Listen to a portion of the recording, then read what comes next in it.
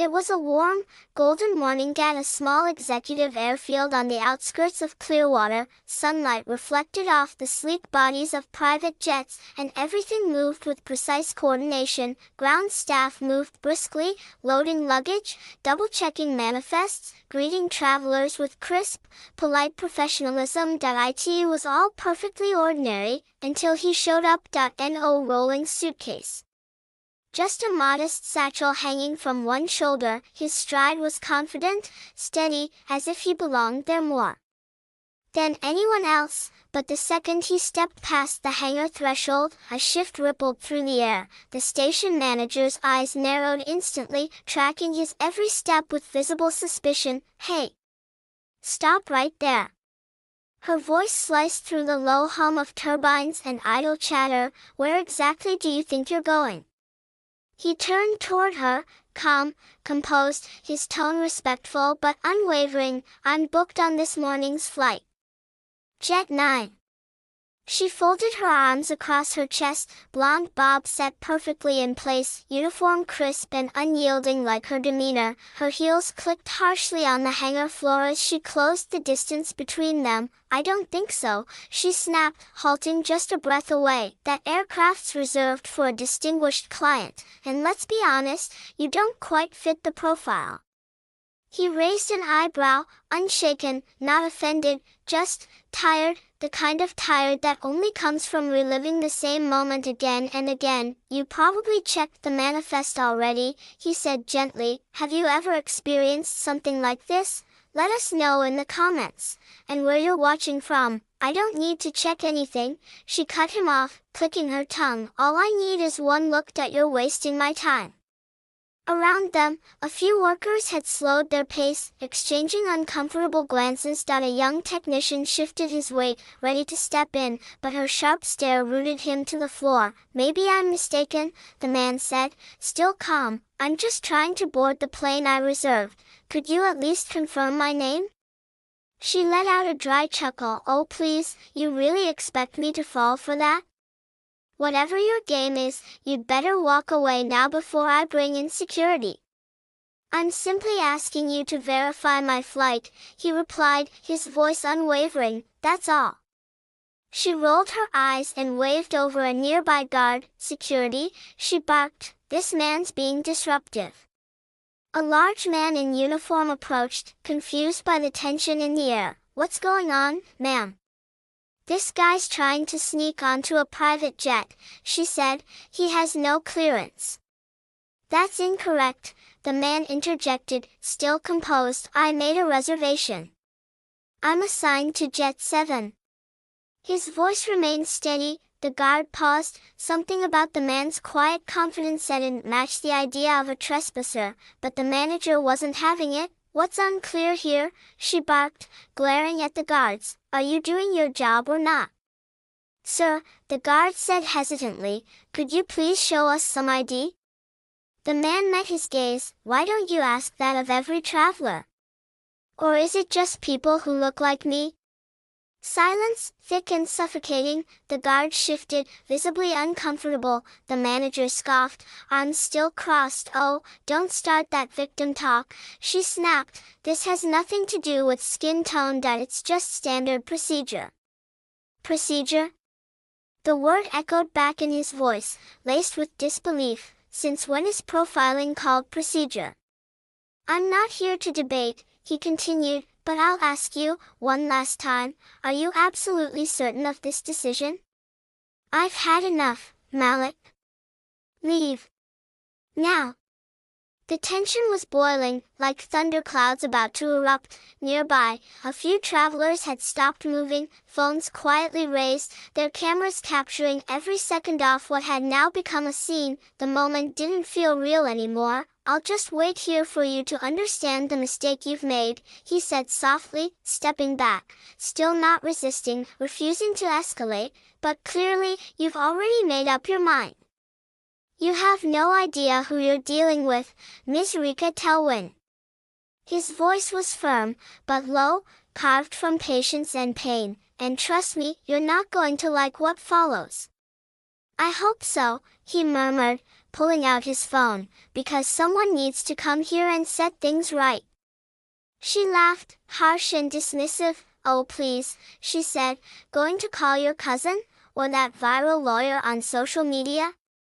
He ignored her, pressed a number, spoke a few words, barely audible, his expression unchanged, solid, grounded, completely unfazed. She sneered, maybe he'll call the media now, cry on camera for some sympathy. I don't need any of that, he replied, I just needed you to expose who you really are. The guard stepped forward, unsure. Miss Telwyn, maybe we should be quiet, she snapped. You follow orders too, right? This is spiraling, one technician whispered under his breath. Others looked on, visibly shaken. You can't speak to staff or guests like this, someone called out. He's not a guest, the manager shouted back. He's a fraud, or worse. She stopped herself. The thought lingered. Maybe he was who he claimed to be. Maybe this whole situation was built on a false assumption. You know what's truly sad? The man said, turning toward her. That you didn't even need to know my Namito treat me with basic dignity. She scoffed, waving him off with a flick of her hand. Oh please, spare me the performance. This isn't your place. This place was never meant to exclude anyone. We all have a place here, ma'am, he replied gently. Sometimes, you just need patience for that truth to come to light. I've heard enough, she snapped, pulling out her radio. I'm calling to have him removed. What if, he asked softly, you're the only one who doesn't belong here? What did you just say? He met her eyes, steady and calm. And what if it's Yoho's out of place?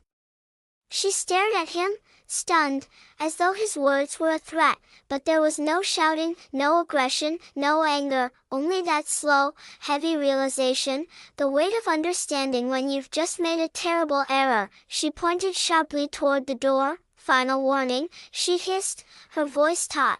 Then, a murmur began to rise through the space. Heads turned, eyes widened. Through the main entrance, a pilot in full uniform emerged, accompanied by a flight attendant and a second officer. The supervisor hadn't noticed yet, still obsessed with proving herself, still trying to drown the man beneath her authority. That he remained still, calmly tucked his phone away. Then the atmosphere shifted, the pilot's steps echoed powerfully, each one like thunder crashing on concrete. The supervisor turned, irritated by the sound, until her eyes locked with the captain's. She froze, her expression shifted from command to disbelief in an instant. The captain walked straight past her, and stopped in front of the man she tried so hard to push out. Sir, he said respectfully, my apologies for the delay. Your G model is fully fueled, your specs all in place, and your equipment already secured. The supervisor didn't move. She blinked, again, and again. As if trying to make sense of something impossible. The man gave a quiet nod, then turned to the pilot. Thank you, Captain, he replied with grace. I appreciate your timeliness, although it seems today's delay wasn't on your team's part. The co-pilot stepped forward with a kind smile. Would you like help with your bag, sir? Your preferred refreshments are on board. A dense silence settled over the hangar, thick like mist. No1 moved. No1 spoke. Only the sound of disbelief, then a single word, wait. The supervisor staggered slightly. As if her legs had given out beneath her. You're the owner of the G7? Her voice was barely a whisper. He paused, glanced around. All eyes were on him now, and more than one phone was capturing every second. Then, in a voice that carried no anger, no volume, just the weight of absolute truth, he spoke. Yes, I own this aircraft, and I'm the chief executive of the company that operates this terminal. Her entire expression collapsed in seconds. The shift was instant. From pride to panic, from disdain to disbelief, she stumbled backward, eyes wide, mouth slightly open. Yes, sir. I didn't realize. I had no idea, she stammered, voice rough. It was all just a miscommunication. It wasn't, he said, cutting through her words with calm, unwavering clarity. it was bias, discrimination, a misuse of authority. You knew what you were doing, you just didn't expect it to turn against you. Have you ever witnessed a moment where truth broke the silence? Share your thoughts in the comments, and tell us where you're tuning in from. Please, let me explain, she pleaded. You don't owe me an explanation, he replied, his eyes locked onto hers, because nothing you say will justify the unjust. The captain stood still beside him, silent. The flight assistant dropped her gaze, shuffling slightly. A few workers swallowed hard, sensing they had witnessed something they'd never forget. She extended a trembling hand, barely whispering, I need this job. It was a mistake. It won't happen again. He took a breath, long and deep, looked at her for a moment, not with anger, but with the finality of someone who's done being silent. That's right, he said quietly, it won't. You're dismissed. The words sliced through the room like broken glass. The silence was absolute. No movement, just the faint hum of the cooling system and the buzz of phones still recording. You can't fire me, she gasped. Not without a formal review, a proper inquiry. The review just happened, he said coldly, in real time, with dozens of witnesses, and you made sure there was no room for confusion. She looked down, as though the weight of it all had finally landed on her. Her posture crumbled. No pride, no power, only a person crushed beneath the truth. It was never about your uniform, he continued, his voice softer, but firm, or the guidelines you claimed to follow. It was about how you looked at me, what you assumed the second I walked in. She didn't respond, she couldn't, she just stood there, arms limp, chest rising with uneven breath. Respect doesn't come from titles or posture, he added, it comes from how you treat people when you think no one is watching. Then he turned and walked toward the aircraft. The captain and crew followed without a word. The plane door opened, the engines began to hum softly, filling the space again. A few workers murmured to each other, barely above a whisper, still stunned by what had unfolded. A few of the staff nodded quietly, their expressions heavy with thought, as if they had just witnessed a lesson that would stay with them forever. At the top of the boarding stairs, he paused, turned around once more, facing those still watching, and spoke, never judge someone by how they look, you don't know who they are. Or what it took for them to stand here. The words fell like thunder, sharp, clear, impossible to forget.